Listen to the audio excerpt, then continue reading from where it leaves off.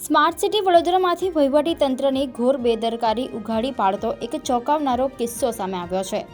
શહેરમાં એક તરફ અનેક વિસ્તારોમાં પીવાના પાણી માટે કકળાટ મચી રહ્યો છે, ત્યારે બીજી તરફ લાખો લીટર પાણીનો બેફામ વેડફાટ થઈ રહ્યો છે।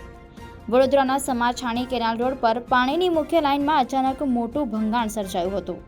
મેઇન લાઇન તૂટવાના કારણે હજારો લીટર પીવાનું પાણી રોડ પર વહી ગયું હતું, જેને પગલે વગર વરસાદે પણ હાઈવે પર પાણીની રેલમછેલના દ્રશ્યો સર્જાયા હતા।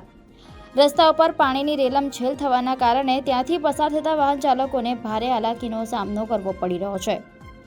કોર્પોરેશન અને કોન્ટ્રાક્ટરની આ બેદરકારી જોઈને સ્થાનિક રહીશોમાં તંત્ર સામે રોષ જોવા મળી રહ્યો છે।